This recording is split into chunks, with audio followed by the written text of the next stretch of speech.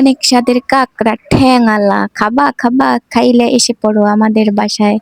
দেখো কত কত মাছ কিনেছি। মাছটা ভালোই বড় ছিল কিন্তু ক্যামেরায় অত বড় দেখা যায় না। এখানে কয় পদের মাছ আছে কমেন্ট করে জানাও তো বন্ধুরা। আমাইকে বলছিলাম পলির গিট গুলা খুলে দাও যাতে মাছগুলো ভালোভাবে দেখা যায়। আমি আবার টিপে টিপে দেখছিলাম মাছগুলো শক্ত কিনা। তোমরা কি কাঁকড়া খেতে পছন্দ করো আমার মতো? দেখো অনেক স্বাদের কাঁকড়া ঠ্যাংওয়ালা তোমাদের বলছিলাম। এখানে আছে টাকি মাছ, 1 কেজি চিংড়ি মাছ নিয়েছি তরকারি খাওয়ার জন্য। দেখো কত সুন্দর চিংড়ি, এগুলো তরকারিতে দিলে অবশ্যই অনেক স্বাদ বাড়ে। এই হচ্ছে আমাদের প্রিয় কইয়া কোরাল, যা কেউ খায় না কিন্তু আমরা খাই। আসলে তোমরা খেয়ে দেখো, এটা অথেন্টিক স্বাদ পাওয়া যাবে কারণ এটা নদীতে ছাড়া কোথাও জন্মায় না।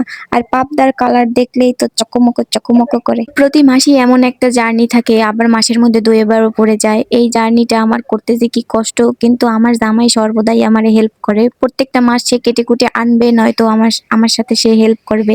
হেল্প বলতে সে কাজ করে, আমি তাকে হেল্প করি। এত বড় বড় মাছ তো আমার পক্ষে কাটা সম্ভব না, আর আমি পারিও না। তো ভিডিওটা ভালো লাগলে লাইক কমেন্ট শেয়ার করে পাশে থাকবেন। আল্লাহ হাফেজ।